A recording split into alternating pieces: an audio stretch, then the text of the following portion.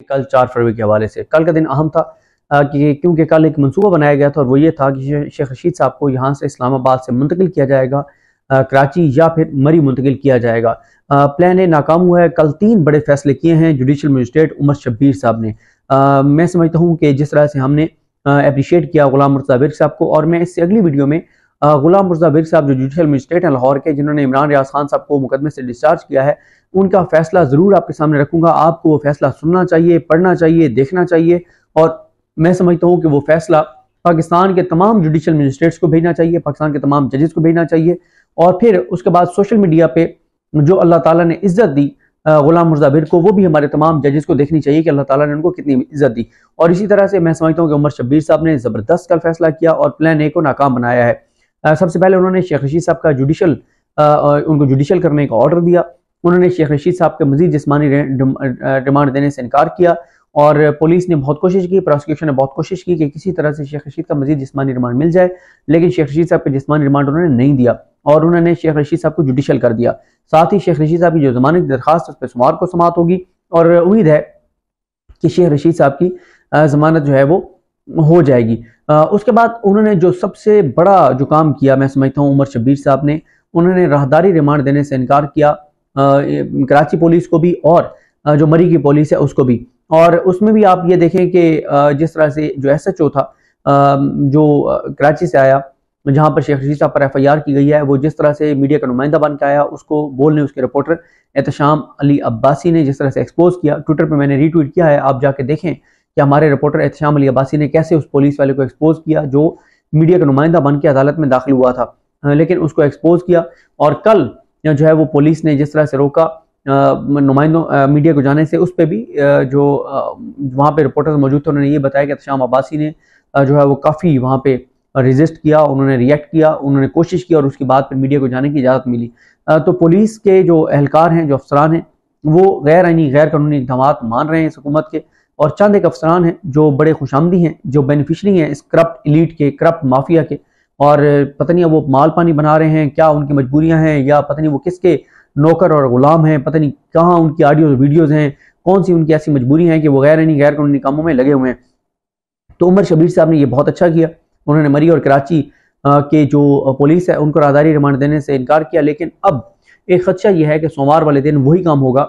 जो बिल्कुल जो है वो हुआ था सैटरडे वाले दिन फवाद चौधरी साहब के साथ। फवाद चौधरी साहब की बारी भी ये हुआ था कि जुडिशल मजिस्ट्रेट वकास अहमद राजा ने फवाद चौधरी साहब का मजीद जिस्मानी रिमांड देने से इनकार करते हुए उनको जुडिशल किया था, और फवाद चौधरी साहब ने जुमे वाले दिन जमानत अप्लाई की थी। उनकी जमानत की दरखास्त एडिशनल सेशन जज फैजान हैदर गिलानी के पास फिक्स थी, लेकिन सुबह आए तो पुलिस 2 बार पेश नहीं हुई, प्रोसिक्यूशन पेश नहीं हुई, तफ्तीशी पेश नहीं हुआ, और पहले टेकअप कर लिया ताहिर महमूद खान जो सेशन जज है, उन्होंने मामला, और सेशन जज साहब ने जिस तरह का फैसला किया, जिस पर बाबर रमान साहब ने बहुत सख्त रिमार्क्स दिए अपने, और दलाइल में भी उन्होंने बात की, और उन्होंने एक्सपोज किया सेशन जज ताहिर महमूद खान को, जिस तरह से उन्होंने पता नहीं किसकी के हुक्म पे उन्होंने जो है वो दोबारा फवाद चौधरी साहब का मामला जुडिशल मजिस्ट्रेट के पास भेजा और पूरा फैसला लिख के कि इसका रिमांड होना चाहिए, और फिर उन्होंने हाथ बांध दिए जुडिशल मजिस्ट्रेट वकास अहमद राजा के, और उनको फिर जुडिशल रिमांड जिन्होंने पहले दिया तो उनको जिस्मानी रिमांड देना पड़ा फवाद चौधरी साहब का, और वहाँ पे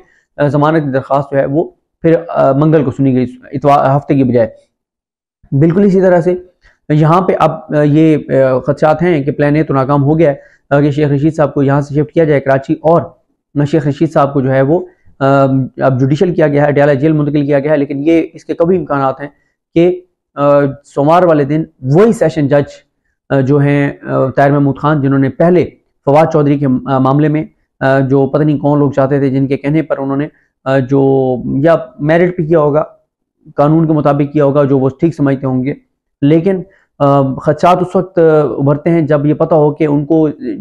उसमें जिस्मानी रिमांड पर तशद्दुद का निशाना बनाया जा सकता है, क्योंकि इस वक्त इस्लामाबाद की पुलिस जो किरदार अदा कर रही है वो आपके सामने है। और अगर फवाद चौधरी साहब को जुडिशल उन्होंने कर दिया था जुडिशल मजिस्ट्रेट ने, तो वहाँ जेल के अंदर भी उनसे तफ्तीश हो सकती थी, और फवाद चौधरी ने जितनी ऑफर्स की थी उनके वकील बाबर रमान साहब ने और फवाद साहब ने कि आप जहाँ बुलाएंगे वो जाएंगे, जहाँ कहेंगे फोटोग्रामेटिक टेस्ट करवाना है, जो टेस्ट करवाना है, जो करवाना चाहते हैं हम हाजिर हैं। लेकिन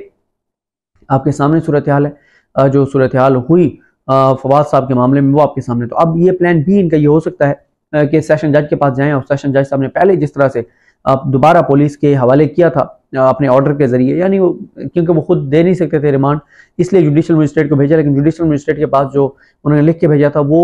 हाथ मान दिए थे, उन्होंने सब कुछ लिख के भेज दिया था कि ये चीज़ें जो हैं वो आपने करनी है। अब शेख रशीद साहब जो बता रहे हैं वो ये बता रहे हैं कि उनको एक तो पुलिस के अलावा भी कुछ लोग आ गए थाने में और 6 घंटे तक उनको टॉर्चर किया गया, उनको जगाया गया, और शेख रशीद को एक ही बार कही गई कि जनाब आप कि ये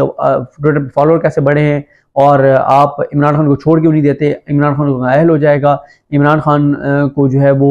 आप ये तो सियासत में इसका कोई रोल नहीं है, तो आप कहाँ जाएंगे, तो आप क्यों ऐसे इमरान खान के साथ डट के खड़े हुए हैं। तो ये शेख साहब ने ये सारी बातें बताई हैं, और अब तक जो शेख रशीद साहब के साथ किया गया, शेख रशीद साहब डटे हुए हैं, खड़े हुए हैं, और वो ये कह रहे हैं कि वो इमरान खान के साथ किसी सूरत नहीं छोड़ेंगे। और उन्होंने वहाँ अदालत में बैठ के कागजात नामजदगी पर साइन किए हैं जो इलेक्शन होने जा रहे हैं। और मैं आपको ये बात बता दूं कि जो पुलिस के जरिए ये हुकूमत करवा रही है ये इनको हॉन्ट करती रहेगी। और आज देखें ये हुकूमत जो हमें यकजहती कश्मीर बनाने जा रही है, मुझे बताएं कि जो हुकूमत यहाँ पे मकबूजा कश्मीर से ज़्यादा जुल्म कर रही हो, वहाँ पे मोदी, दहशतगर्द मोदी अपने मुल्क में जो अकलियतों के साथ कर रहा है वो हमारी हुकूमत या अक्सरियत के साथ कर रही है। तो किस मुंह के साथ हम यौम यकजहती कश्मीर बना रहे हैं, किस मुंह से ये हुकूमत यौम यकजहती कश्मीर बना रही है, जो हुकूमत खुद उन्होंने पाकिस्तान को मकबूजा कश्मीर से बदतर बना दिया है। यहाँ पर हालात इंसानी हकूक़ की मामलियाँ मकबूजा कश्मीर से ज़्यादा हो रही हैं, और जो भारत में जो अकलियतों के साथ हो रहा है उससे ज़्यादा जुल्म यहाँ पर अक्सरियत के साथ हो रहा है, लोगों के साथ हो रहा है। बहुत हालात ख़राब कर दिए इस हुकूमत ने। तो किस मुँह से ये जो है वो इस वक्त